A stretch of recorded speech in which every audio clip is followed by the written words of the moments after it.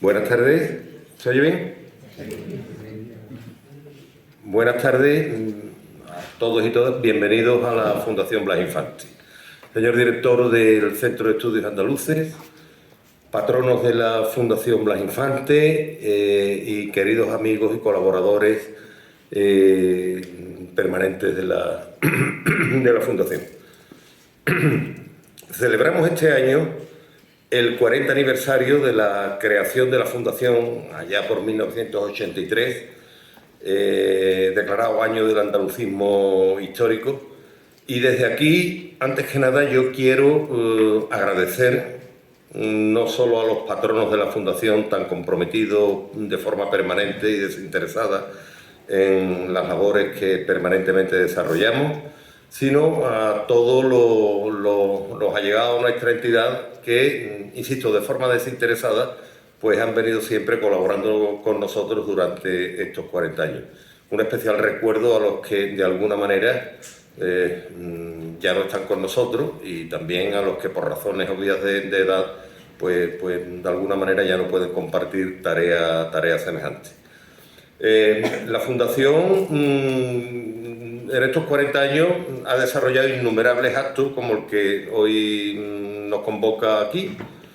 Hemos hecho innumerables congresos de andalucismo histórico repartidos por toda Andalucía. Promocionamos el premio Memorial Blas Infante. La premiada de este año se encuentra hoy aquí entre nosotros. Una especial bienvenida yo le quiero dar. Fomentamos también el homenaje a la bandera el 4 de diciembre en colaboración con el Ayuntamiento de Sevilla, así como el acto en conmemoración del nacimiento de Blas Infante en julio en el Alcázar y, por supuesto, el acto que nos convoca todos los años, el 10 de agosto, en la carretera de Carmona. Al margen de innumerables publicaciones y convenios con diferentes entidades, fruto de una de esas colaboraciones, en este caso con el Centro de Estudios Andaluces. Insisto, que nos sentimos muy honrados con la presencia de su director hoy aquí. Se convocan actos como el que hoy vamos a disfrutar. Hoy, bueno, el profesor Emilio González Ferrín, profesor de Estudios Árabes e Islámicos de la Universidad de Sevilla, nos va a disertar sobre el milenario de la fundación del Reino de Sevilla. Yo para mí el hecho de tener aquí a Emilio hoy con nosotros es un auténtico privilegio. La magnífica relación que desde hace muchos años tengo el gusto de sostener con él. Y sin más, yo quiero que nuestro patrono y incondicional colaborador de la Fundación, don Isidoro Moreno, pues sin más le doy la palabra como moderador del acto. Buenas tardes. Bueno, me toca a mí como Javier, nuestro vicepresidente de la Fundación, y vaya nuestro recuerdo y ánimo a su madre, nuestra presidenta, doña María de los Ángeles Infante, que, bueno, desde hace unos años ya su situación, digamos, de salud, etcétera, le impide estar con nosotros. De todas maneras, encomendamos a Javier, yo creo que en nombre de todos, que le dé un fuerte abrazo. Me toca a mí, como digo, por acuerdo del patronato, el presentar esta conferencia y a mi colega de universidad y amigo Emilio González Ferrín. Como ha dicho Javier, él es profesor titular de Pensamiento Árabe Islámico en el área de Estudios Árabe Islámico de la Facultad de Filología de la Universidad de Sevilla. Estudió en Granada y El Cairo. Se doctoró en 1995 con una tesis sobre el diálogo euroárabe. Ha sido profesor visitante en diversas universidades: Lovaina, Londres, Amán, Damasco, El Cairo, Nueva York, Vancouver, etc. Sus obras quizá más conocidas y más importante, aunque el autor siempre, cuando uno escribe muchos libros, pues a veces coincide y otros no con esa apreciación, pero sus libros más conocidos son, por una parte, La palabra descendida, un acercamiento al Corán, que fue premio Jovellanos de ensayo en el año 2002. Luego publicó en 2006 La historia general de Al-Ándalus, Europa entre Oriente y Occidente, en la editorial Almuzara, que tiene ya 4 ediciones, la última en 2016 y ha sido traducida al francés, y más recientemente también en Almuzara ha publicado otro libro con el título de Cuando fuimos árabes. También, como otros investigadores y profesores, se ha aventurado en el campo de la novela y tiene 2 novelas publicadas, una Las bicicletas no son para el Cairo y otra Los puentes de Verona. De todas maneras, claro, hasta aquí pues cierto breve currículum de un académico, de un profesional de la universidad, pero claro, Emilio es mucho más que eso. Yo diría que es un investigador, un intelectual singular.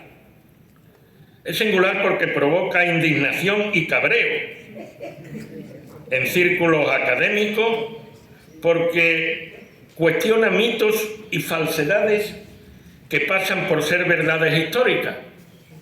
Mitos y falsedades que nos hicieron aprender en el colegio, en el instituto y, lo que es peor, en las propias universidades. Él reivindica una aproximación que llama historiológica, que contrasta con, o supone una superación de la aproximación simplemente historiográfica. Él es además polemista y provocador, en el mejor sentido del término provocador, es decir, provoca preguntas e ideas, no simplemente dice cosas o hace afirmaciones. Lo han considerado algunos como una especie de enfant terrible, un heterodoxo, incluso un hereje. Ha sido acusado de muchas cosas, le han dirigido muchos cualificativos, en eso compartimos también él y yo un cierto ámbito, aunque la verdad es que pocos se atreven a debatir en serio con él. Y esto, claro, es muy importante porque sus argumentos, se compartan o no, son muy sólidos. En una universidad, además, como la de Sevilla, en la que muy pocos profesores de historia medieval saben árabe, y por eso, por ejemplo, son incapaces de distinguir en el Alcázar las inscripciones que son verdad de los pastiches que se hicieron posteriormente con inscripciones en árabe al revés. O sea que el común de la gente no llega a eso, pero bueno, pues quien sabe árabe tiene la suerte de saberlo, pues sí. Es fácil de entender que su simple presencia, su escrito y sus palabras puedan irritar a algunos que por ideología, pero también por ignorancia, reducen a Andalucía a una mera prolongación de Castilla. Pero Emilio no suele morderse la lengua y ha escrito frases como la siguiente: el medievalismo español es impresionantemente carca. ¿Por qué irrita tanto la figura que hoy tenemos en la Fundación Blas Infante y que tenemos la satisfacción de compartir este rato? Aunque seguro que en su intervención ustedes lo van a percibir rápidamente, no me resisto a señalar algunas muy pocas cuestiones principales. Emilio está contra la negación de Al-Ándalus como parte esencial de nuestra historia. Negación que es muy generalizada, sobre todo en el mundo académico, y que, bueno, yo recuerdo, ahora ya no se llega a ese extremo, pero cuando yo hice el bachillerato me hicieron aprender la lista de 33 reyes godos. Claro, como a mí ya me gustaba el fútbol y 33 son 3 equipos de fútbol, me lo aprendí al igual que sabía de chico la alineación del Sevilla, del Athletic de Bilbao, del Barcelona, porque son 11, 11, 11, entonces yo lo tenía alineado ahí, ¿verdad? Claro, de Al-Ándalus, pues los Abderrahmanes, con la suerte de que como eran 3, pues 3 en 1, ¿no? Pues sabía Abderrahmán y después Boabdil, el hombre que lloró por no ser suficientemente hombre, ¿no? Según nos contaba. Y pare usted de pensar. Claro, Emilio señala que evidentemente está contra esa negación y contra la negación de que, él dice textualmente, que aquella parte de nosotros, al-Ándalus, la consideración de que no era nuestra, era algo externo, que es la idea general, una especie de casi eterno paréntesis, ¿verdad?, de lo auténtico, etcétera, etcétera. Bueno, está también contra el tópico que está más generalizado y es un tópico menos reaccionario, diría yo, que es el tópico de que la principal función de al-Ándalus fue ser intermediaria entre el legado grecolatino y que a través de traducciones árabes vertidas al latín por la Escuela de Traductores de Toledo pasa a Europa, etc. Al-Ándalus como intermediario. Él no acepta eso y plantea que al-Ándalus es una de las cimas culturales del mundo. También está contra la interpretación de los reinos de al-Ándalus, uno de los cuales va a tratar en profundidad hoy, el de Sevilla, es decir, los conocidos como reinos de Taifa, de que eso fuera una especie de fracaso, desmembramiento de algo superior, que sería el califato. Él se pregunta, ¿qué otra cosa, sino taifas, fueron algo más tarde Florencia, Génova o Venecia? Él plantea que el primer renacimiento o el proto-renacimiento europeo fue justamente en al-Ándalus. Por eso él combate contra la obsesión por la supuesta superioridad de lo centralizado y de lo fuerte militarmente sobre todo, que claro, esto sobre todo en el siglo XIX con los nacionalismos de Estado, y no digamos hoy, ¿verdad?, los nacionalismos de Estado pues esto lo activan, Yo diría también, en palabras así un tanto para andar por casa, la defensa del burro grande ande o no ande, ¿verdad? La mala prensa de lo... Bueno, desde hace un tiempo se acuñó también la frase esa de lo pequeño es hermoso, yo recuerdo, ¿verdad?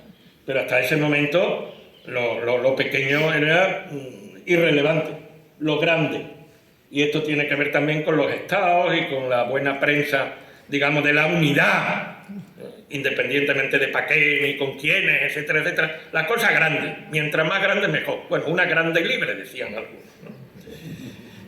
También está contra los mitos oficiales de la supuesta invasión árabe en el famoso 711 y también contra la supuesta empresa de la reconquista, que por cierto, me vaya a permitir, porque yo soy antropólogo de profesión, que en 1869 ya catedrático de la Universidad de Sevilla y fundador de la Asociación de Antropología de Sevilla, ya cuestionó que, o sea, en uno de sus escritos, ya planteó que extranjeros eran los que venían de Castilla y autóctonos y andaluces, y por tanto nativos de la tierra eran los que vivían aquí y que él decía habían sido resultado del mestizaje entre los hispanos romanos y los árabes, etcétera, etcétera, etcétera.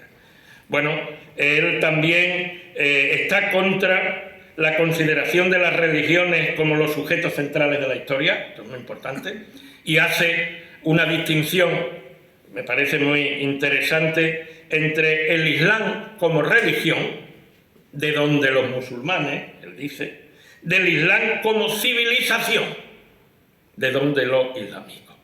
Mientras que la confusión generalizada o la consideración del Islam como una especie de paquete, etcétera, etcétera, impide, digamos, contemplar adecuadamente la historia e impide también, digamos, acercarse adecuadamente a la realidad. Y además tiene en uno de sus... Esto no me...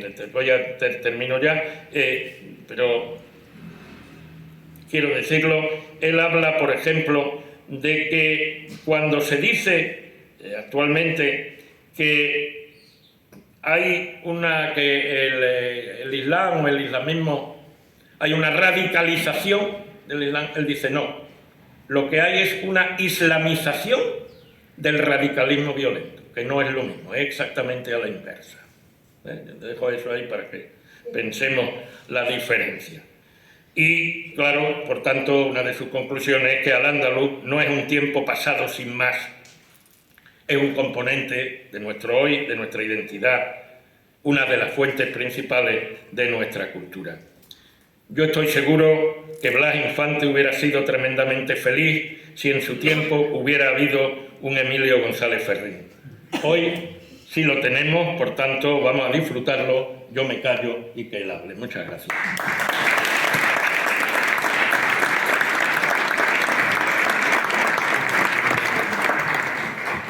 Muchas gracias, Isidoro. Bueno, yo creo que damos paso ya al turno de palabras. Yo voy a empezar por el final, pero quiero hacer un recorrido. Yo no sé, me gustaría pensarlo, ¿no? Que Blas Infante pensara que ojalá hubiera habido un Emilio González Ferrín en aquella época. Yo desde luego sí, estoy muy contento y muy orgulloso de que haya existido un hombre como Blas Infante, ¿no? Y que tengamos una persona así en la historia, ¿no? Mucho más, desde luego en lo personal, por lo que a ti te toca, es evidente, pero mucho más por lo que luego quiero hacer ver que para mí Blas Infante, al margen de la persona, al margen del pensamiento, representa algo que para mí es lo que debe hacer toda persona en este mundo intelectualmente, que es pensar globalmente y actuar localmente. Hay que pensar en el ser humano y hay que actuar en el sitio que estamos, ¿no? Y la gente suele hacer lo contrario. La gente tiene siempre las orejeras, ¿no? El pensamiento de Blas Infante, yo recuerdo, no sabía que iba a venir el director del Centra. Yo estuve en el Centra de investigador senior durante un par de años y de hecho mi especialización en Al-Ándalus proviene precisamente de aquel espacio que Joaquín Aurioles, que era director entonces, me encargó este libro de Historia General de Al-Ándalus. Nos encargó también un libro sobre la casa de Blas Infante. Yo tuve la ocasión y la oportunidad y la obligación, y eso es lo que te da la ocasión y la especialización, de ir a la casa y leer la obra de Blas Infante, y me di cuenta de cómo él no estaba buscando una reivindicación del morisco, sino una denuncia de los moriscos que hay siempre a lo largo de la historia, ¿no? Ahí decía Isidoro que estuve yo en Vancouver en como profesor visitante. Hay un señor allí atípico completamente porque es rabino, es director de un centro multirreligioso. Digo que es atípico porque el rabino en los sitios suele hacer solamente cosas para judíos, pero él es un hombre completamente abierto. Es gay, vive con su marido desde hace 45 años, Roberto Fajardo. Los dos son unos intelectuales de los pies a la cabeza, y por la consideración de la persecución al mundo homosexual y al mundo judío, escribieron un libro que se llama The Queer History of the World, la historia loca del mundo, por buscar una especie de clic, de anzuelo para que la gente buscara qué había detrás de todo aquello. Y él, hay un momento en que dice: yo he sentido persecución como gay, mi padre la sintió como judío, veo la persecución que tiene en tanto que mujer, veo la persecución que hay en tanto que palestino, que armenio. Hay una consideración permanente de pueblos perseguidos, de colectivos perseguidos, pero no hay una herencia. Y ahí, yo, hablando con él sobre la memoria histórica, me dio una frase que digo: oye, esto la voy a utilizar yo en España. Dice: ojo, la memoria histórica es reconocer lo que unos hicieron a otros, nunca lo que vosotros nos hicisteis a nosotros. Porque el nosotros no se hereda, el nosotros se vincula a una causa determinada. A mí me ha golpeado un policía palestino, perdón, un policía israelí, por estar yo con una mujer palestina ayudándole a cruzar la calle, y yo le dije: ¿y tú heredas el sufrimiento de los campos de exterminio? Yo no me creo eso. O sea, yo no creo que se herede. Yo entiendo que hay una politización de un conflicto y que el holocausto sirve perfectamente para dar una pena internacional a determinadas cosas. Pero yo no me creo que la fortaleza y la dureza de este hombre represente o herede aquella debilidad. Por lo tanto, lo primero es reconocer a la idea de un intelectual como Blas Infante, que hay una historia de los debilitados, hay una historia de los desheredados, y no son los mismos a lo largo de la historia. Y ese es el modo en que guadianea la historia y nos engaña, ¿no? Lo segundo, me gustaría hacer lo que Isidoro ha llamado un análisis historiológico para llegar al punto del milenario que nos ocupa hoy. Me gustaría hacer un recorrido a golpe de helicóptero, ¿no? Decía, eso de la historiología se hizo en España durante los años 50-60. Ortega y Gasset tiene un ensayo de historiología, Américo Castro, el propio Sánchez de Albornoz, estando en contra, tiene otro ensayo de historiología. La historiología es poner la historiografía en valor. Es decir, un ejemplo, y se comprende perfectamente: si Fernando III, al entrar en Sevilla, Se llamaba Fernando III, no se llamaba San Fernando. Lo primero es lo más importante de todo, recuperar de la época tal como nos presentan los datos, no como hoy queremos vestir a los personajes. Fernando III entra en Sevilla con el 60% de sus tropas siendo musulmanes, por lo tanto eso se llama una conquista castellana. Entonces, si llamamos conquista castellana y llamamos Fernando III, estamos siendo agudos en materia historiológica. Si llamamos San Fernando y la conquista cristiana, estamos vistiendo de lo propio y presente a lo que no era entonces. Bien, si Fernando III, con su conquista castellana, con el 60% de las tropas que son musulmanes, porque se las ha ofrecido el rey de Arjona, futuro rey de Granada, y el de Niebla, por lo tanto, la huerta del rey, que se llama todavía en Sevilla, es la huerta del rey de Niebla, porque le dio aquello, y el aljarafe se lo dio al otro. Si Fernando III lo primero que hizo al entrar en Sevilla fue escribir a sus aliados en papel, cuando la Chancillería de Castilla se llevaba en pergamino, y lo hizo para demostrar la modernidad de la ciudad en la que estaba entrando, solamente ese detalle ya nos cambia el color y los personajes y las vestimentas, hasta el olor de la entrada en Sevilla de Fernando III. Porque a nosotros se nos cuenta desde el departamento de medieval que Sevilla fue vaciada. ¿Por qué? Porque todos queremos ser hijos de asturianos.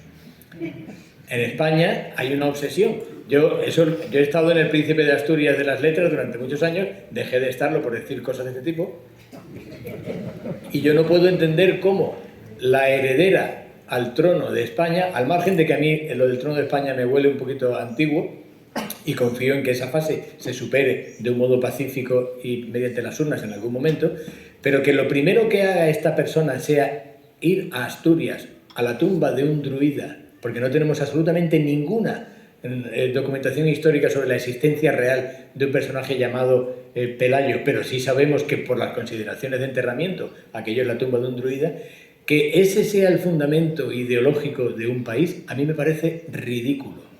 No es que sea histórico, no, sino que me parece ridículo. Sería como si Francia tuviera en la Constitución Asterix. Una cosa parecida. Nosotros estamos jugando a los Asterix. Pero ¿por qué se hace eso? Y yo ahí les recomiendo un libro que acaba de salir. No, bueno, se ha reeditado ahora, pero tiene ya como 6 o 7 años. El atroz desmoche, Andreu Planet puede llamarse, bueno, es catalán, y es sobre el atroz desmoche. Es un título muy denso, pero es muy descriptivo. Cómo se desmochó, cómo se destrozó la Universidad Española en la Guerra Civil. Y sobre todo después de la Guerra Civil. Y hubo 2 facultades, 2 especialidades que fueron implacables. Una, historia, y otra, derecho. Había que vaciar para rellenar ideológicamente esas 2 escuelas. Mi padre es jurista, yo me he criado entre historiadores y todos han heredado la idea del maestro, de la cátedra, del no sé qué, del silencio. Tú lo has podido vivir muy bien. El débito académico, que yo llamo, que es similar al débito conyugal, ¿no? Es decir, yo estuve aquí y este puede hacer lo que quiera conmigo y ojalá algún día pueda hacer yo lo que pueda con el siguiente. Y ese es el juego de la cadena de transmisión. Bien, la historia de España y la jurisprudencia española están fundamentadas exclusivamente en quién manda aquí. No están fundamentadas ni en el consenso, ni en el pueblo, ni en... vamos a intentar que la historia hable por sí misma, ¿no? Yo soy heredero de la escuela de Américo Castro a través de Paco Márquez Villanueva, y yo he tenido que buscar las obras de la gente a los que he querido considerar como mis maestros, porque yo no los he tenido en las aulas. En las aulas, lo que ha comentado Isidoro de lo que ocupa en un libro de historia de España, la historia de Al-Ándalus, es ridícula. Es una cosa... Yo he leído al que se supone que es el maestro de historiadores en España, Ladero Quesada, decir que entre 1248 Sevilla, 1492 Granada, se produjo la paz improbable. Lo llama así en un libro muy célebre suyo. Digo, la paz improbable porque estás haciendo spoiler, porque sabes lo que viene después, pero en la historia no se debe hacer spoiler. Sitúate en 1248, si no se sigue hasta Granada, es porque el objetivo no era seguir hasta Granada. Porque si tú me dices que el objetivo era seguir hasta Granada, yo te digo que muevo ficha y voy a la siguiente. No hubo reconquista cristiana de la península ibérica porque el último capítulo no es reconquista cristiana, porque es la guerra de Navarra. En la guerra de Navarra eso no se estudia en la facultad, eso se omite. Lo último que tuvieron que hacer los reyes católicos y no lo consiguieron y lo tiene que hacer Carlos V es unificar a Navarra, a la catolicísima Navarra. Por lo tanto, ahí lo que hay es una lucha por una centralización, por una imposición de un poder centralista, no porque los otros sean musulmanes o no. Me da igual lo que sean los otros. Esto tiene que ser mío, exclusivamente. Toda la península ibérica tiene que ser uno. Por lo tanto, vamos a dejar ya de hablar de reconquista y vamos a ver de guerras de centralización, porque eso es lo que hay. Que, por cierto, es la clave en la historia de España. Cuando uno ve la historia de España como territorio, que a mí es lo que me interesa, a mí la España institucional me parece una entelequia, pero donde llueve cuando dicen en el telediario que ha llovido en España, eso es lo que yo hablo de España. Cuando yo digo, España nace en... ¿Cómo España nace en? Eso es una entelequia. Las entelequias existen, ¿eh? Existe España, existe Andalucía, existe Europa. Pero a mí lo que me interesa son los conceptos geográficos que abarcan. Y ahí es donde uno debe pensar que en el Valle del Guadalquivir se está construyendo una de las tres culturas de España. España no es la historia decía Borges de un modo muy bonito, pero muy poco histórico, la España del Islam, de la Cábala y de la noche oscura del alma. Esa cosa queda muy bonita en las citas de los libros, pero esa no fue la historia ni de Al-Ándalus ni es la historia de España. La verdadera historia de España está en tres culturas, que son la cultura mediterránea, la cultura europea y la cultura americana. Y Andalucía, el Valle del Guadalquivir, en sentido extenso, es responsable de dos de esas culturas: la incorporación del oriental y la proyección hacia América. No se puede entender la tercera pata europea de España sin el Valle del Guadalquivir y lo que hoy es Andalucía en términos geográficos. Por lo tanto, vamos a intentar poner en valor la realidad histórico-territorial de lo que habitamos y vamos a dejarnos de Astérix, porque así no funciona la historia. Pero ahí me tengo que llevar la contraria. La historia es un relato.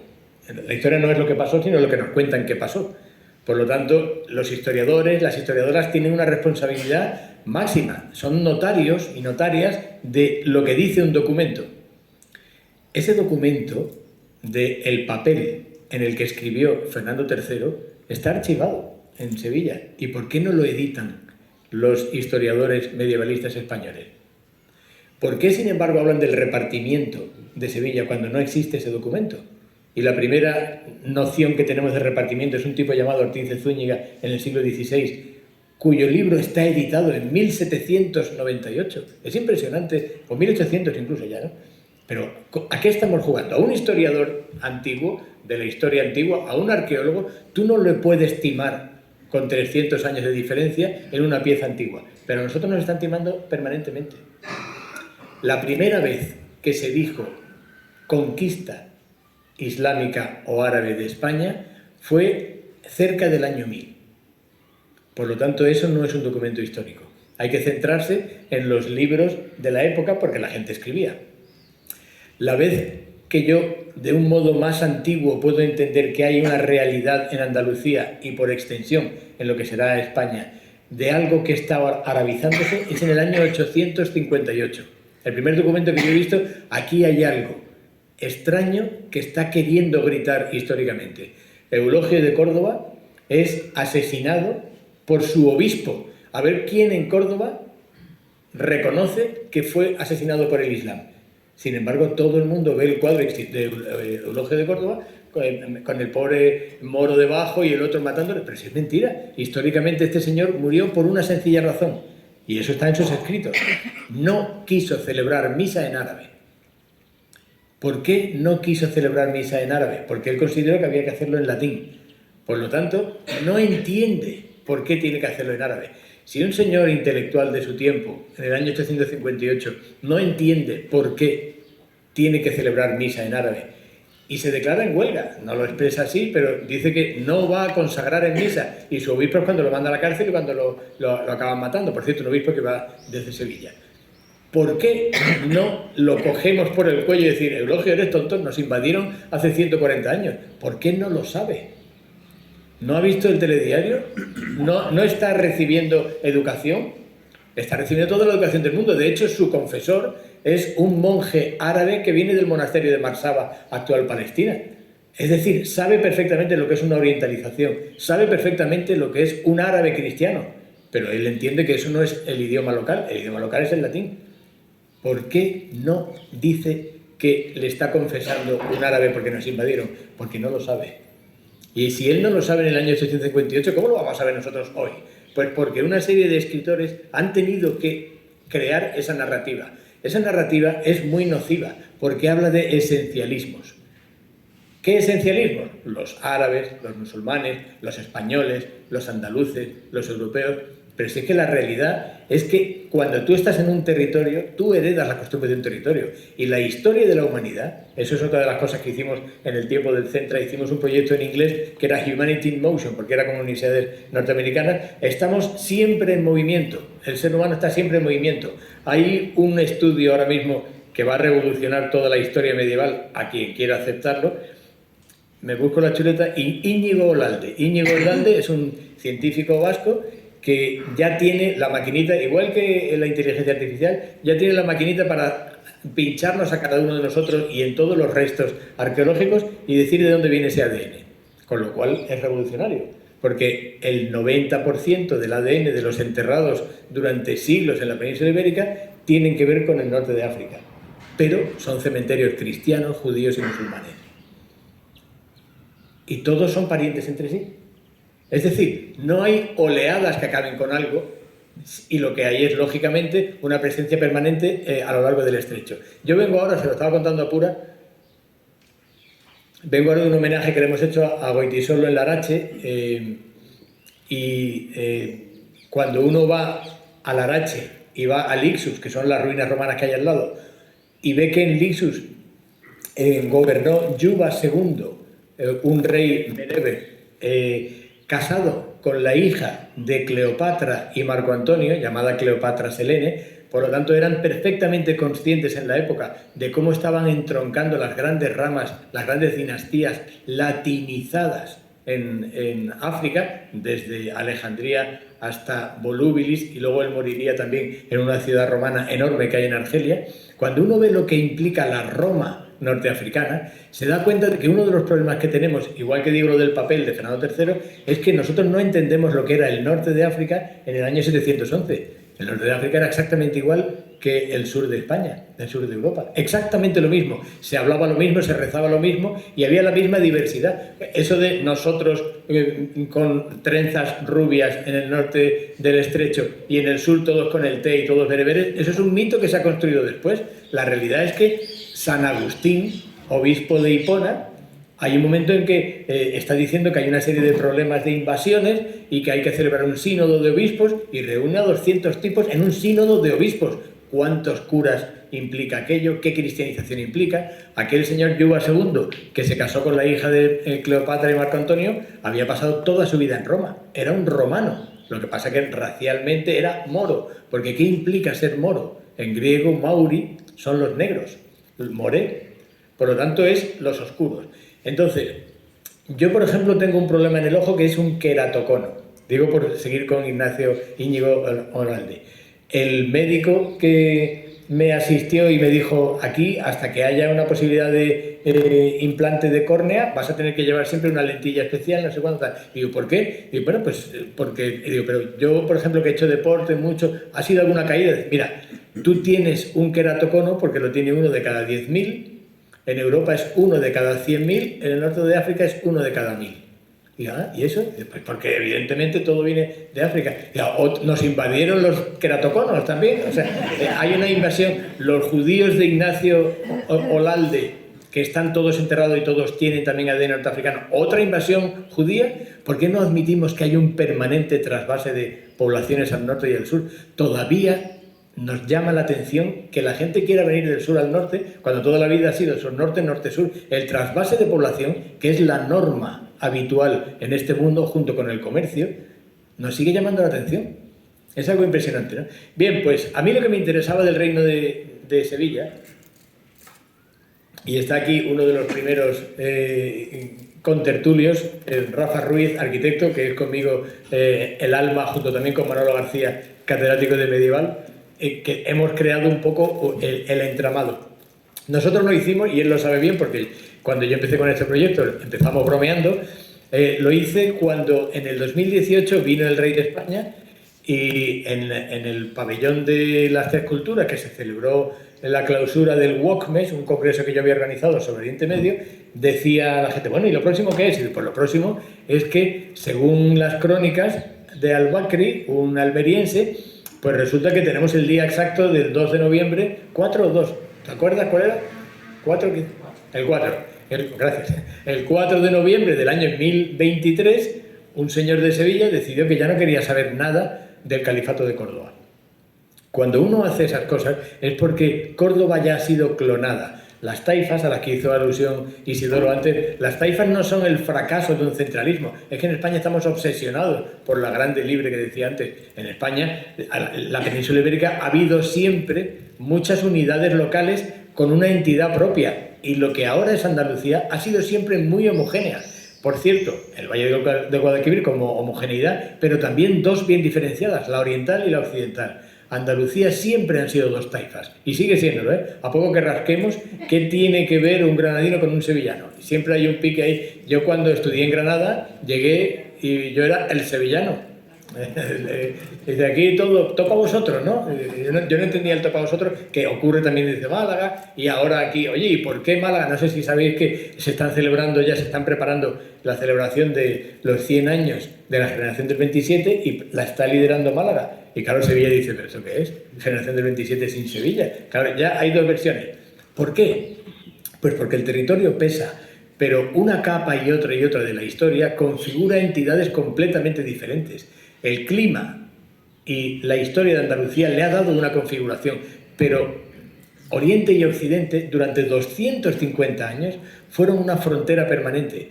¿Cuáles son esos 250 años? 1248, conquista de Sevilla, 1492 de Granada.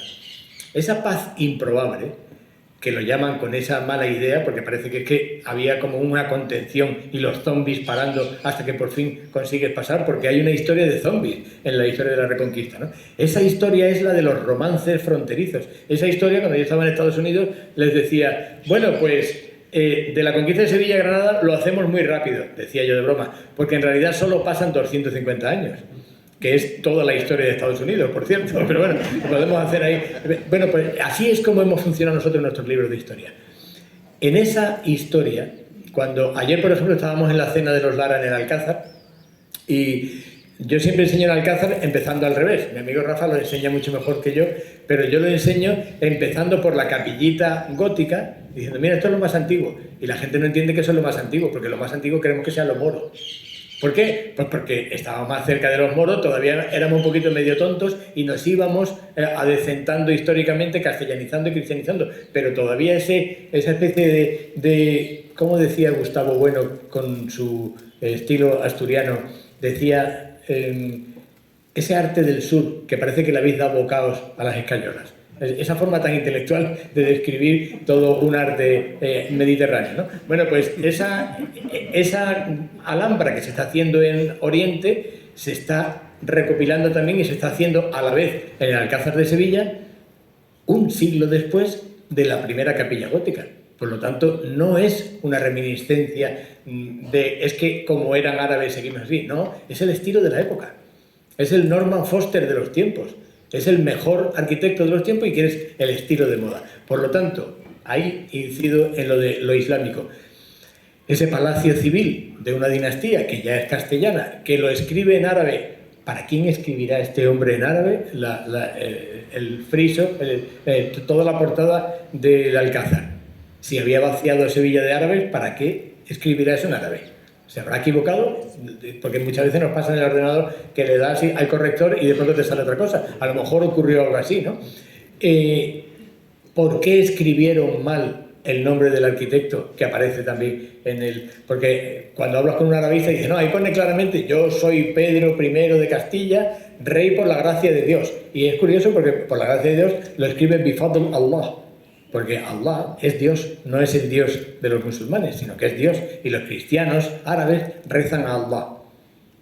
Igual que los ingleses rezan a God y no es una religión diferente. Es decir, hay que distinguir perfectamente entre traducción e identidad. Bien, la idea del idioma aplicado a la religión, la idea del arte asimilado solo con una religión determinada, la idea de una región exclusivamente vinculada a una religión como identidad propia o no. Todo eso son los andamios con los que los medievalistas han construido la narración de la historia de España y muy específicamente la de Andalucía.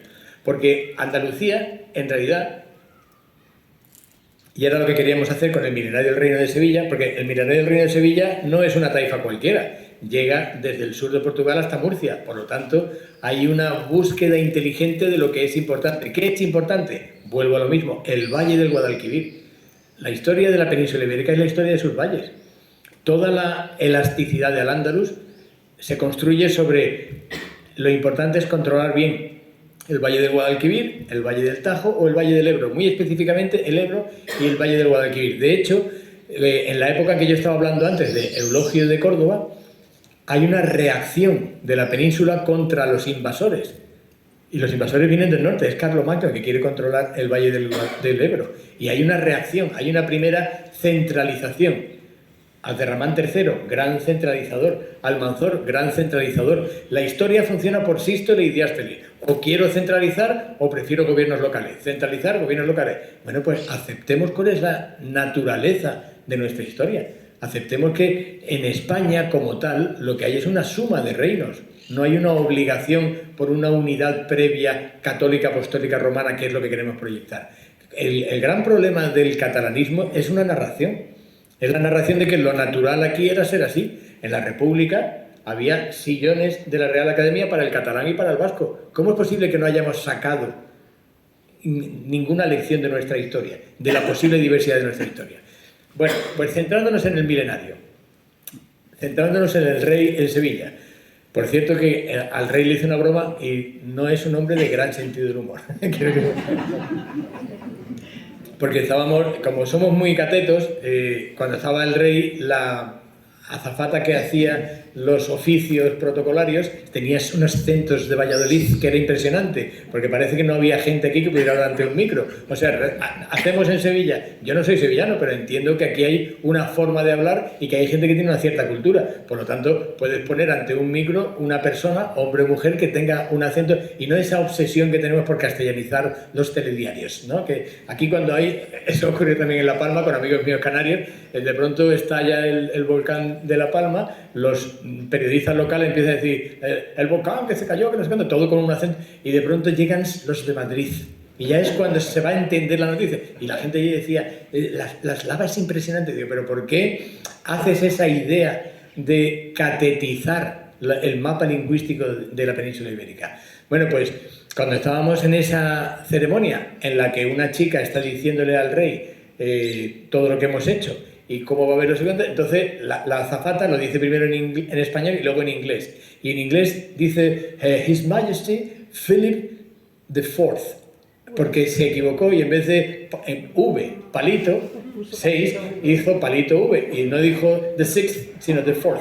Entonces dijo el rey, bueno, sexto, y como todo el mundo se rió y yo estaba con el micro abierto en ese momento, dije yo, ese es uno de los problemas que hemos tenido en Andalucía por haber anulado los números árabes a favor de los números romanos en los de los reyes. Claro, a ti te viene un 6 y nadie se equivoca. Pero ¿por qué en los títulos de los reyes están los números romanos? ¿Por qué los juzgados en toda España son de mármol blanco y unas columnas y parece que está allí Cicerón? Y sin embargo las estaciones de tren y los casinos son Andalucía. Porque la cosa mora es para la siesta. Es para la fiesta, es para el folclore. Ese es uno de los grandes problemas. Por eso yo en mi libro, que era el encargo que se me hizo desde el Centra, mi libro era coger un tocho y decir lo que Europa le debe a Andalucía, a la Andalucía que se expresó en árabe, importándole un bledo si escribía un judío, un cristiano, un musulmán, judía, cristiana, musulmana. El sentido de la perspectiva, el sentido del antropocentrismo y el sentido de la solidaridad son tres conceptos que entran en Europa en árabe a través de Andalucía. Pero claro, es más fácil el botijo y 4 cosas más, porque en el resto de España tú vas a entender que si hay conceptos serios han venido del latín, porque Alfonso X latinizó algo. ¿Pero qué latinizó Alfonso X? Latinizó todo el mundo cultural árabe.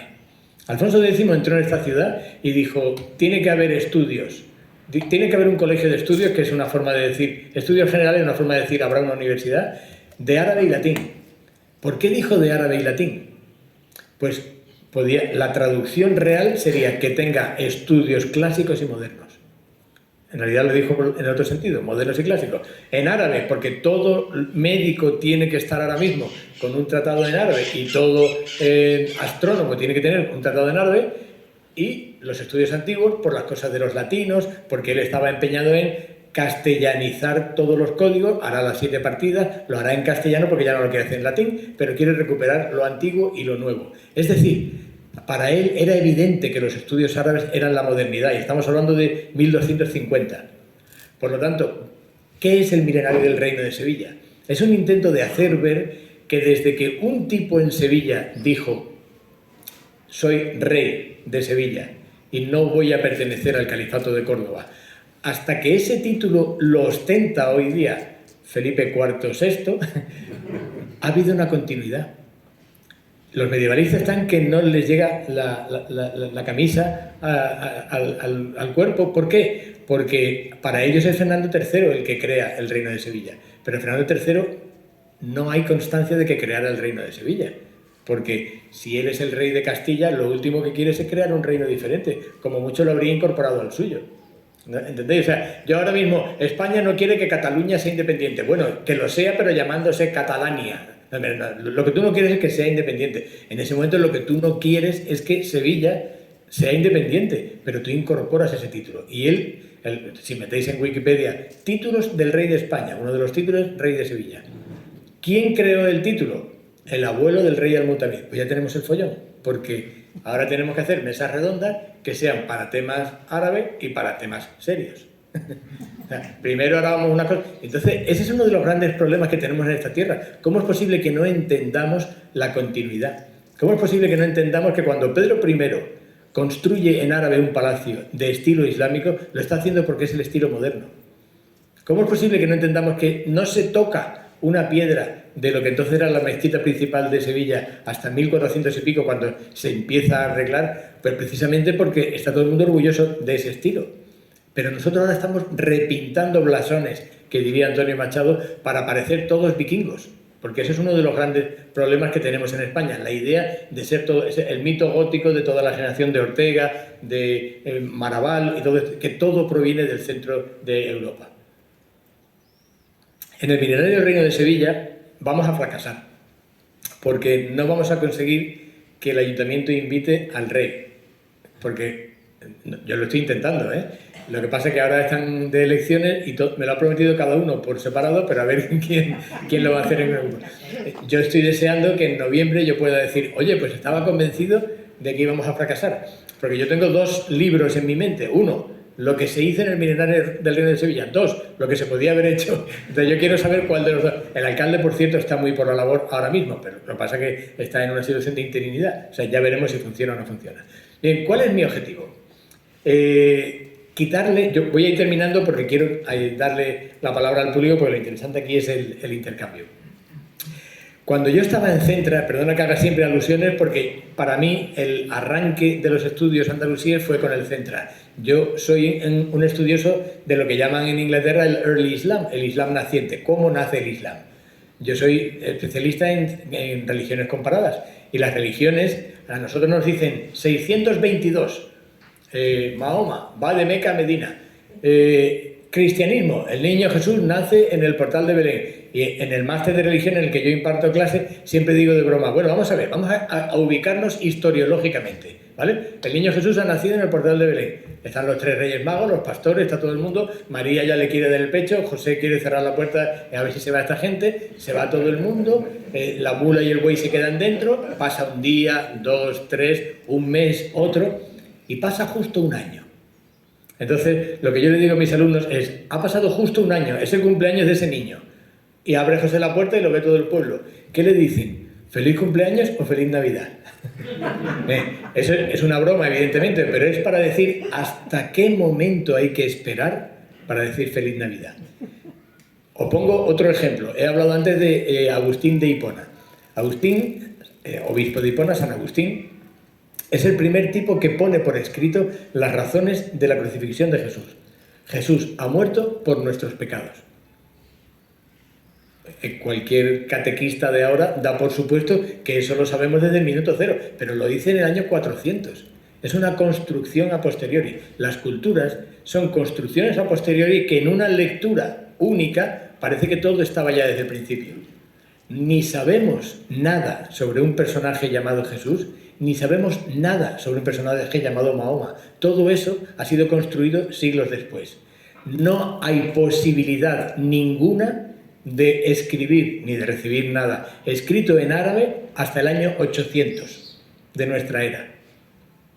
Cuando yo vi aquello, estudiando la Bait el-Hikma, que es la primera gran universidad del mundo en Bagdad, cuando la gente te dice que no tenemos documentación fiable de nada en árabe hasta el año 800, que no hay ninguna alusión a nadie llamado Mahoma ni en árabe, ni hay una religión diferente hasta el año 800, digo, claro, yo levanté la mano estando allí en Damasco y digo, perdona, ¿y el 711 a 2000 kilómetros de aquí? ¿Qué pasó? Bueno, pues lo que pasó es que hemos tenido que rellenarlo con mito fundacional, con mito de rubios, con historias que nos vienen muy bien porque queremos ser del norte y no del sur. Si el norte de África, si todo el Mediterráneo fuera en realidad Escandinavia, nuestra ocupación en los libros de historia sobre la época andalusí sería mucho mayor y Andalucía tendría una imagen completamente diferente. Andalucía sería lo que realmente ha sido a la historia de España, que es la constructora de un cimiento civilizador. Cuando la primera vez, esto me lo comentó una vez Juan Gil, catedrático de, tú lo conocerás, Juan Gil, catedrático de Filología Latina. Me dijo, mira, tengo un regalo de Navidad para ti, porque a él le encanta darme cositas que me puedan servir para esto. La primera vez que se escribió en un documento Rex Hispaniae, en latín, Rey de España, fue en el 860 en Córdoba. Por lo tanto, la construcción de España es un invento andaluz, es un invento del Valle del Guadalquivir, porque desde aquí es de donde se va a irradiar la civilización. Sin embargo, la hemos construido al revés. Hemos construido la casa por el tejado, cuando en el milenario lo que hay que construir, es decir, ¿tú te acuerdas de la Expo del 92? ¿Te acuerdas de la del 29? ¿Tú te acuerdas de la desamortización? ¿Tú te acuerdas de la apertura del puerto? ¿Tú te acuerdas de la construcción por Forestier del parque? ¿Tú te acuerdas de cómo aquí hay una alternativa a la Casa Real en ese palacio que hoy día es la presidencia? ¿Tú te acuerdas? ¿Tú te acuerdas? ¿Tú te acuerdas? Pues todo esto empezó en Al-Ándalus. Todo esto empezó en árabe.